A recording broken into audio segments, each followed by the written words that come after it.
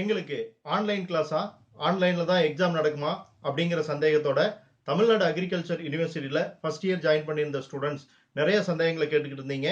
உங்களுடைய சந்தேகங்களுக்கான பதில் இந்த வீடியோ பார்க்கறதுக்கு முன்னாடி உங்களுக்கு நம்ம சேனல்ல வரக்கூடிய வீடியோஸ் பிடிச்சிருந்தா லைக் பண்ணி உங்களோட ஃப்ரெண்ட்ஸுக்கு ஷேர் பண்றதோட இல்லாம சப்ஸ்கிரைப் பண்ணி ஆல் அப்படிங்கிற பட்டனையும் கிளிக் பண்ணுங்க. நம்ம போடக்கூடிய அப்டேட்ஸ் உடனுக்குடன் உங்களுக்கு கிடைக்கும்.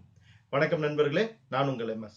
தமிழ்நாடு அக்ரிகல்ச்சர் யூனிவர்சிட்டியில அட்மிஷன் போட்டிருக்கக்கூடிய ஃபர்ஸ்ட் இயர் ஸ்டூடெண்ட்ஸுக்கு மிகப்பெரிய சந்தேகம் இருந்தது. என்னன்னா, பல கல்லூரிகள் ஆன்லைன் மூலியமா கிளாஸஸ் எடுத்துக்கிட்டு இருக்காங்க. எங்களுக்கு இன்னும் எந்த விதமான தகவலும் வரல. இந்த வருஷம் காலேஜ் இருக்குமா இருக்காதா அப்படிங்கிற சந்தேகத்தோட இருந்தாங்க. அவங்களுக்கான அறிவிப்பு இப்ப தமிழ்நாடு அக்ரிகல்ச்சர் யூனிவர்சிட்டியில இருந்து வந்திருக்கு. என்ன அப்படின்னா, கடந்த அன்லாக் விதிமுறைகள்ல தமிழக அரசு என்ன சொல்லியிருந்தாங்கன்னா, 8/2/2021 இருந்து கல்லூரிகள் திறக்கிறதுக்கான அனுமதிகள் வழங்கியிருந்தாங்க.